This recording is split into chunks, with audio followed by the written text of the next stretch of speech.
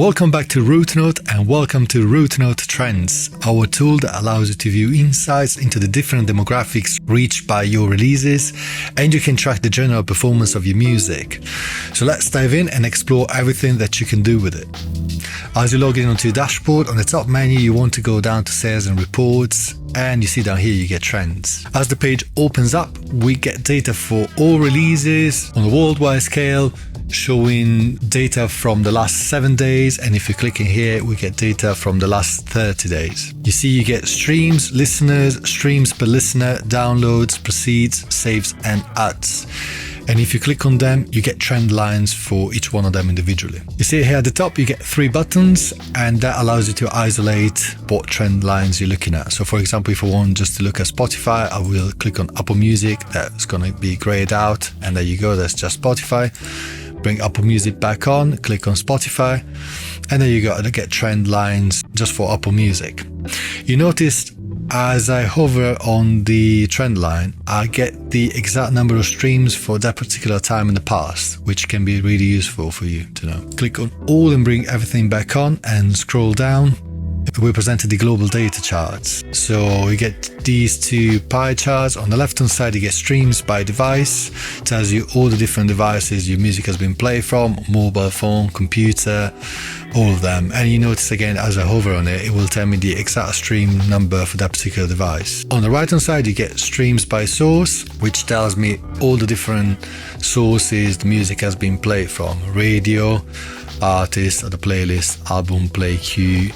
And if you click down these little arrows in here, it shows you the full list. As for all charts, you always have these 3 buttons up here. So if you just want to see results coming from Spotify, you just click on Apple Music, it will grey it out. There you go, this is Spotify. And same, click on Spotify, and I have just results from Apple Music. Moving on further down, you get the trending up and trending down charts, showing you the best performing 5 songs from the last 7 days and the worst performing 5 songs from the last 7 days on the right hand side. You get the total streams number and increase in percentage. Same on the right, you get the total stream numbers and the decrease in percentage. As we carry on further down, we are presented data coming just from Spotify. So the first chart again is a stream by device type, showing you what device your music has been played from. And this can be useful, say for example, when you're down to the final master and you see you have a lot of plays coming from mobile phones. You might want to adjust your final master so it plays nicely specifically on mobile phones. Of course, you want to make sure your music plays nicely on all devices, but that is something you might want to keep in mind. On the right hand side you get streams by source, and of course these are specific to Spotify. So you get others, playlists, collection, radio, all the ones you find on Spotify. Moving on further down, you get a bit of information about demographics. So you get listeners by gender on the left hand side and the streams by age range on the right hand side. As you look in these charts, you might always end up having unexpected results. So you might realize that you struck a chord among a younger slice of population than what you expected, or maybe you got a bigger audience among an older slice of population. And this could be because of the lyrics, because of the subjects you talk about in your music, or maybe the instrumentation, the music genre. There's quite a lot that goes into it. There's so much you can take away from all this data. Moving on further down, you get the listeners by Spotify plan that tells you whether your listeners are playing from a premium plan or a free plan. On the right hand side, really interestingly, it tells you exactly what type of Spotify premium plan your audience is listening from. It could be students, it could be family, and this tells you a little bit more about the person behind the plays, you know. So if you want to, for example, apply for some particular playlist and you see that you gain a lot of attention and plays from a particular slice of the population, that is something you might want to keep in mind when you're pitching for a playlist and so on. Moving down, you get streams by region here on the left. And of course now, because we're looking at a worldwide chart, it's going to tell me all the different countries the music has been played from. But we can break it down and look at things down a regional level. So say for example, we pick Germany here. We go to the drop down menu and we select Germany.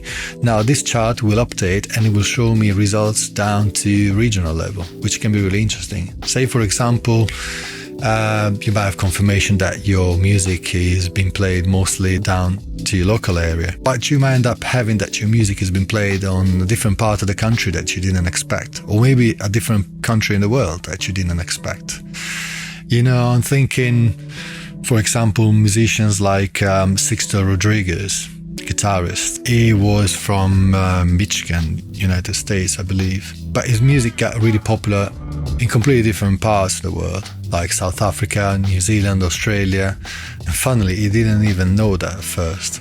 So you see, by looking at these charts, you might have information that you didn't think of, and which might help you like planning ahead for the future for your marketing campaigns and so. And also, just a random idea, say for example, you have a growing audience from a particular country in the world that you didn't think of. You might want, for example, think about maybe pick one of your songs from your discography and create another version with another language, maybe from that specific country in the world where your audience is growing. Just random ideas. So moving on the right hand side, you get playlist discovery. So whether your music has been discovered through playlists or not. And down here you get the repeat rate. So whether your music has been played more than once, and the stream completion. So whether your music has been played all the way down to the end. As I carry on further down, I get to see data coming from Apple Music specifically. So again, the first one is streams by device, what device your music has been played on Apple Music. Streams by source on the right hand side here, which is of course specifically related to Apple Music and all the different sources you get on Apple Music. And moving on further down, you see the Apple Music plan your audience is listening from. Playlist discovery again, so whether your music has been discovered through playlists or not. And the stream completion, whether your music has been played all the way down to the end on Apple Music. So you see there's a lot of information in here, and there's a lot you can take away from it as you combine data differently and take the time to sit down and look at all of it. So far we looked at data referring to all releases within the discography. But you see here at the top of the page I get the search bar, and I can look at all the charts we looked at so far, specifically for one song in the discography. So for example, if I start typing one of the release name, there you go, let's pick this one here for example. Now I get all the charts we looked at so far specifically for that song. I might tell you that one song is performing better than average or is underperforming than average compared to the rest of your releases. You see now I have this 90 days option here. Now, this particular release is on a free plan at the moment, but if I were to upgrade it to premium, that will allow me to see data back to the last 90 days, which is about 3 months. And this can be really useful for you to know and have a better picture of the progression for that particular release. In the same way, as I scroll down, you see all the charts we looked at so far. You see down at the bottom of the page there's a map in here. If I were to upgrade the release to premium, that will allow me to unlock this map that I can navigate, and I will have all the pinpoints showing me exactly where on the map my music has been played. And this is a really important piece of information that you can use for planning ahead for future marketing campaigns and so. So you can see how much detailed information you get with this tool, and it can be really surprising discovering how your track is performing and achieving results that maybe you didn't expect. There's a lot that you can learn and do from this to adjust your music marketing strategies and grow your audience. On our channel and social media profiles, we have plenty of specifically dedicated videos to help you grow, and we try to inspire you with new ideas every time. So we definitely recommend you to have a look around. Thank you very much for sticking around, everyone. We really hope you're gonna enjoy using this tool and that RouteNote Trends will help you in the future. If you have any questions or anything, just type down in the comments and we'll see you around next time.